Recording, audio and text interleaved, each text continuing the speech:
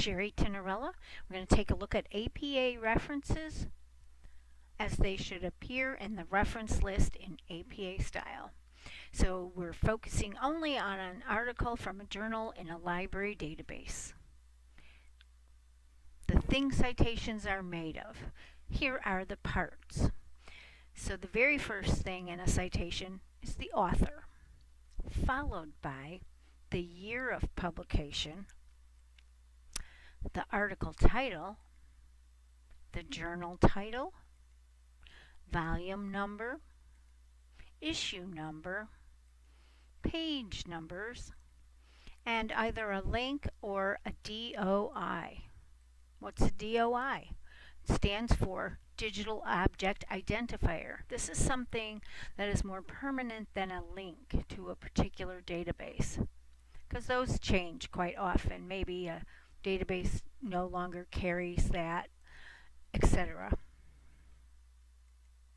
So here is the article page. When you click on it, if in the database, this one is from EBSCO. It's got all of the bibliographic information, and if you remember what that means, it's all of the information about the information, or as we call it, metadata.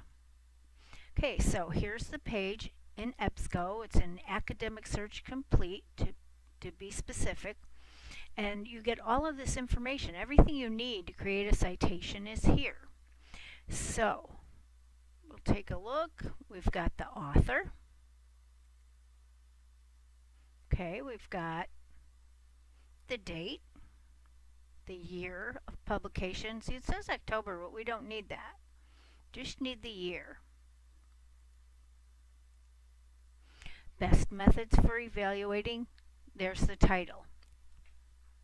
And we'll talk about the formatting of that later.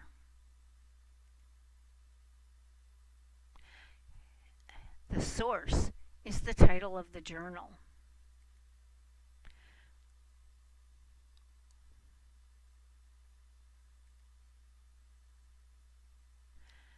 Volume number.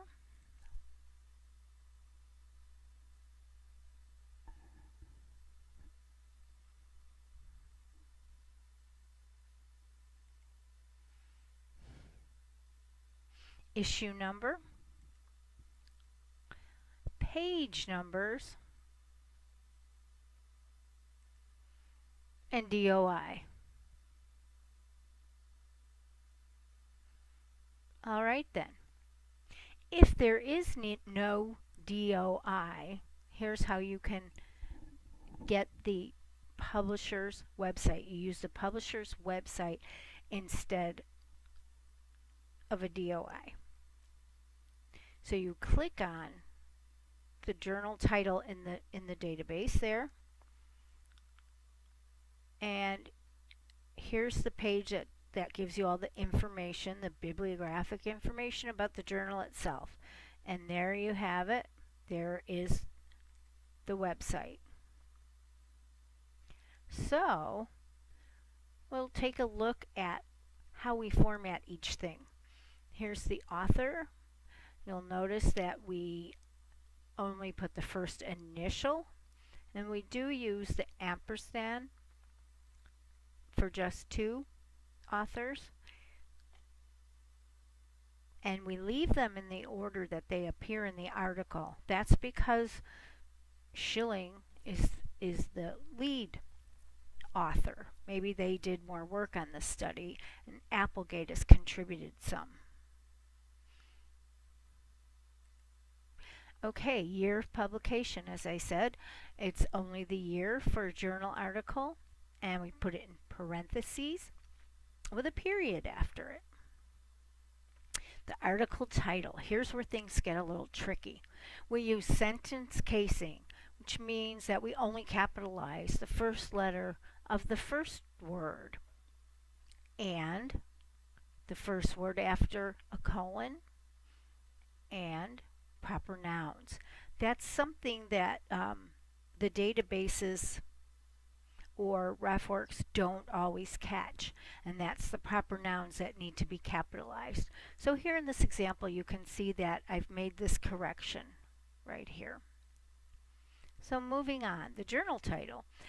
This we do in title casing, which means we capitalize the first letter of each word except for articles and small words such as of, the, and so on. The other thing we want to do is put it in italics and a comma following. Okay, volume number. Here we are going to keep the italics and we're going to put a space and the number. For the volume number, however, we go back to a regular font, take the italics off, put it in parentheses and a comma after it. But there is no space between the 100, the volume, and the issue. All right, page numbers. Just as simple as that. No P's, PP, pages, or anything like that. You put a space after the comma. You use a dash between the numbers. No spaces in between. And you end it with a period. Now, there you have it. So here is our DOI. This is what it will look like. You use lowercase letters, DOI, no space after the colon, put colon, and there's the DOI number, and don't put a period at the end. That will change things. The same with a website. So you've got retrieved from if you're using the website, and there are other ways to find it if you're not using exactly the database I showed you. They all work the same way. You just may have to figure it out. You can also get the citation information from the article itself. There's citation information there. And you're probably never going to have to build a whole citation from scratch like this, but you'll know how. Okay, so hanging indent, double spacing, and alphabetical order is the overall format for the references list, and RefWorks does all of this. There you have it. So I'd like you to get a hold of me if you have any questions. Thanks.